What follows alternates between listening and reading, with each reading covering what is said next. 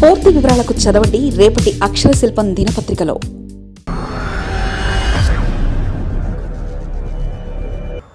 తర్వాత అరెస్టుకు రంగం సిద్ధమైందా?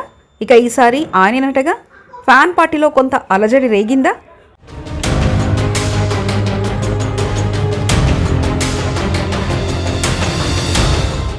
మొత్తం మీద వరుస అరెస్టులతో వైసీపీ.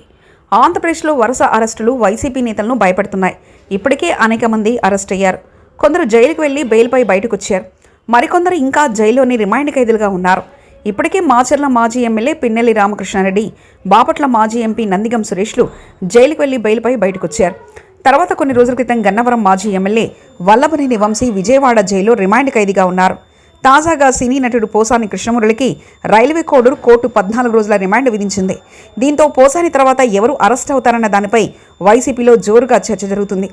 ఆంధ్రప్రదేశ్లో కూటమి ప్రభుత్వం ఏర్పాటైన నాటి నుంచి టీడీపీ, జనసేన కేడర్ నుంచి ఒకటే డిమాండ్ వినబడుతుంది.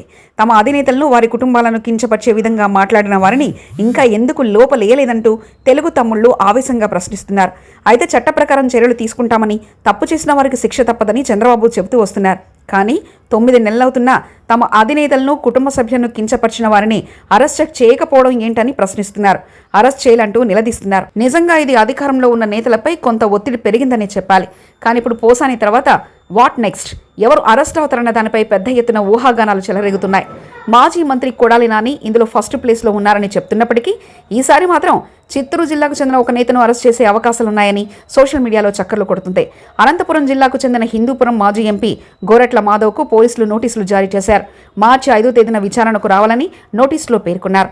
అయితే గోరెట్ల మాధవ్ కంటే ముందుగా రెడ్డి సామాజిక వర్గం నేత ఒకరిని అరెస్ట్ చేసే అవకాశం ఉందని టీడీపీ కేడర్ పెద్ద ఎత్తున చర్చ జరుగుతుంది. ఇప్పటికే సదరు నేతపై అనేక కేసులు నమోదై ఉండడంతో పాటు అనేక అక్రమాలు గత ప్రభుత్వ హయాంలో జరిగాయన్న నిర్ధారణకు రావడంతో త్వరలోని అరెస్టుకు రంగం సిద్ధం చేసినట్లు సమాచారం. అదే జరిగితే వైసీపీలో ఒక కుదిపినట్లే అవుతుంది. ఎందుకంటే బడా నేతను అరెస్ట్ చేయడంతో టీడీపీ నేతలతో సుదీర్ఘకాలం వైరం ఉన్న ఆ నేత పని పట్టాలని చిత్తూరు జిల్లా టీడీపీ నేతలు కూడా పట్టుబడుతున్నారు. దీంతో త్వరలోనే ఆ నేతను అరెస్ట్ చేసే అవకాశం ఉంది.